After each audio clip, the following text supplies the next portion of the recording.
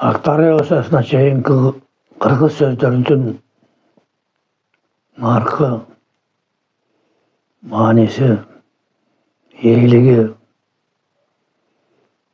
anın manisinin terengdigi, joktan barda jaratuvçuluk, anan adamzattı iman menen ıntımaka bilimdik alıp gelip, ariyet namazga talim tarbiya berүү mümkünçülüğü öte güçlü bolgan. Biz oşonu jogotup aldık. Jogotup aldık. Je bolbosa biz bundan 100 yıl murda türülgön oşol Kırgız adabiyetili Komünistik partiyaga kızmat kılgan adabiyetili dep bizge tüzüp berip koygan. Biz men oşo Huseyin Karasayev ağaydın, Ziyaş Bekten ağaylardın kolundan oşol tililimi boyunca okugan adam kadar aytam men olarni. Aların da içlerinde bugunda köp nerse ket. Benim ne jaydı odam.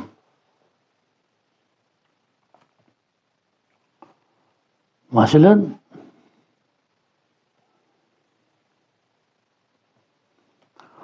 ulut, uru, el degen sözdörün manisini aytıp bereyin. Uru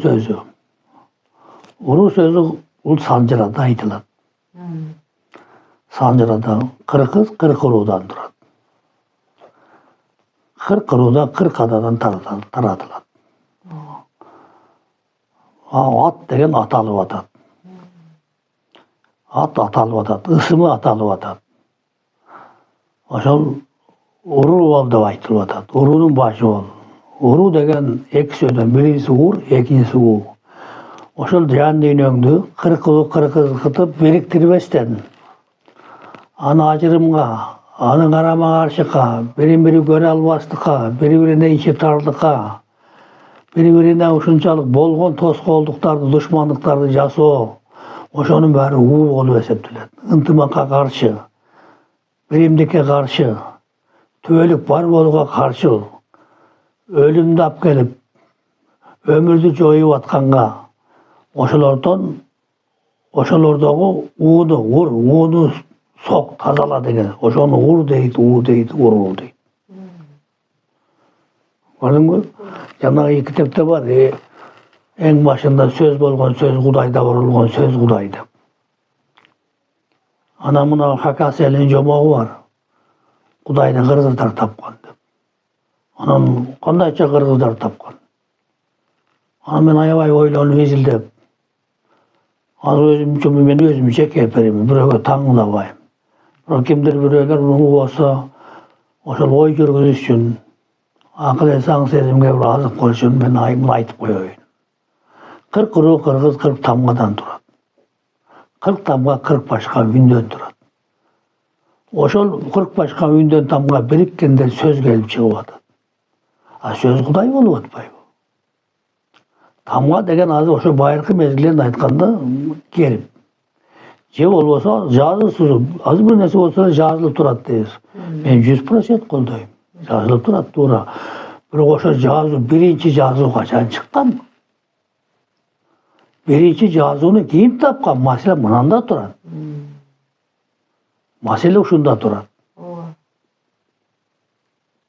Oşon üçin jana şınağı tamgaları taşka жазылган, çopolorga жазылган birinci jer betinde payda bolgan tamga. Gördün mü? Je bolbosa muna şırdak. Şırdak tamga dep koyup muna görseteyim muna. Şırdak tamga. Muna. Bunun atı şırdak dep koyup. Koydun jününön, tödün jününön atabalar şırdak jasap kelген. Giyizleri jasap kelgen. Tokulgalar koşuk koy, azırkı kız gelinlerden azırkı giygen giyimlerden barça sayma bolup, oyma bolup turat. Oşonda şırdak degen emneni bildiret. Buna şırdak tamgada Hristiyan dini, İslam, Krishna, Buddha, Silahin, ak güç, kara güç, muna jerde uyup turat. Шырдак деген эки сөздөн биринчи шырда бул тарт жар деген түшүндүрөт. Кимди? Акты, Кудайды, жараткан Алланы. Демек кыргыздар Бәрін теңдеп турган Теңирди. А биз эки Аллахтын ысмындагы Теңирди да бири-бирине карама каршы болуп, адашып, каршылашып, жеренен оғынан чыгарайын деп калды азыр. Мынакей. Мына жерден кыркып кесип койсоң, христиандын крести чыгып атабы? Я. Мына ичинде сыйла ан жатат. Мына сырткы күч. Сыртында мына ан жатат, ичинде ин жатат, сыртында ан жатат. А мына жерде кесип койсоң, исламдагы ай жатат. Мына нур болуп, ай болуп жатат, мына эки жагы керилип. Мына укмуш болуп керилип турат, мына кызылы дагы, мына сарысы дагы, мына. Ошону шырдак деп атат. Шырда тарт, жаз кимди? Акты, шырда акты. Көрдүңбү? Анан ушуну оймо дейт, сайма дейт. Ой деген мыйсыл. Ошону маада ой деген сөз, ошону ой ма дейт. Сайма дейт, сай, мааны сай дейт. Ма деген ким? Адамзат мага зар. Ма бул жараткандын өзү. Ал мазар эмес. Бүгүн түшүнгөн. Адамзат неге ал мага зар, Кудайга зар. Ал тоо эмес, ал таш эмес, ал булак эмес, ал дарак эмес. Адамзат мага зар. Көрдүңбү? Ошондой келгенде биздин тилибизди ошентип адабий-тилди түзөбүз дешип, Коммунисттик партиянын адабий-тилин, кыргыз адабий-тилин түзүп койгон. Биз адабий-тилибизди бир айтарым, биз кайрадан түзүп чыгышыбыз керек. Ошону айтып атамын. Ошону ур дейт, уу дейт, уруу дейт. Жан дүйнөңдөгү көрө албастыкты, ач көздүктү, душмандыкты, көрдүңбү? Койчу жан дүйнөңдөгү бүтүндө, жан дүйнө бул өлбөс дүйнө. Ошону жоюп, душман кылып өлтүрүп аткандын уудан куткарыл. Ошондон тазалан дегенде ур дейт, уу дейт, уруу дейт. Анан экинчиси улут деген сөз. Улут деп кыргыз сүйлөгөн эмес. Улут деп сүйлөгөн эмес кыргыз. Улут качан болгон? Библия китебинде бар. Ошол китептин башталыштын 11-главасында айтат. Вавилон башнясын куруп, Кудайга жетебиз деп, чайырдан кирпич жасап, анан Кудайлар, Кудай деп айтпайт, Кудайлар түшүп келип, булар мынтип отурса, Кудайга жетебиз деп кыйрап өлөт. Булардын тилин улутуп уңшутуп, бирин-бири түшүнбөй кыла турган кылалы дейт да. Кудай үчүн мүмкүн болбогон эч нерсе жок. Эртең менен туруп эле улуу уңшуп эле ар кимиз ар башка тилде сүйлөп калып анан.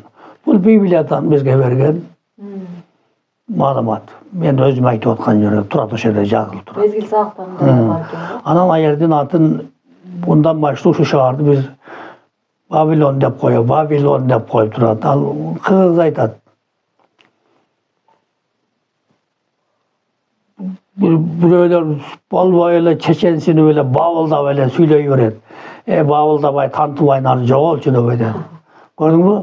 Вавилон деген бабыл, ан, Кудайдын руху. Кудайдын рухунан бабылдап калды, улуп калды. Көрдүңбү? Уңшуп калды. Ошону бабыл дейт, ан дейт, Вавилон дейт. Ошентип улут деген сөз, улуу биринчи сөз, ит экинчи сөз, улуу ит деген сөз. Кыргыз биз мындай терең ойлонсок биз улутка кирбейбиз. Биз 40 уруудан элге бириккен, кыргыз деген элге бириккен калкпыз. Эл деген ал народ деген түшүндүрбөйт. Ал эки сөздөн турат. Биринчиси Алланын ысымы, Теңирдин ысымы, жараткан Кудайдын ысымы ошого ил, өзүңдө ошого ил. Тил илиминде үндөшүү, сингармонизм деген теория бар. деген сөзгө ил деген сөз кошулуп айтканда ортодогу ичке үндү и түшүп калып атат да л калып эл болуп атат. Ошону эге илип жашаган элди эл деп айтып калганбыз. Ошон үчүн 40 уруудан бириккен кыргыздар эл болуп эсептелет. Эми бул сөздүн маанисин, таалимин, тарбиялык ыйыктыгын айта берсе чеги жок кете берет. Бүтүндөй дүйнөлүк адабият, дүйнөлүк философия, дүйнөлүк диндердин башаты мына ушул жактан агып чыгат. Демек жазуу каяктан келгенин, ал эмнени түшүндүрөрүн, эмне себептен жана жараткандын эмесинен адашып кетип улуттар пайда болуп жанагы адашып кетип. Ошолордун баардыгына Вавилондон келип чыгып ал мезгил сабактарында берет, ошонун баарын азыр айтып койдуңуз да. Эми түпкүрүнө кайтпасак бир чындыгын таба албайт экенбиз да. Ошону таба турган бир гана ошол. Неге ошол жанагы 40 уруу кыргыз аталардын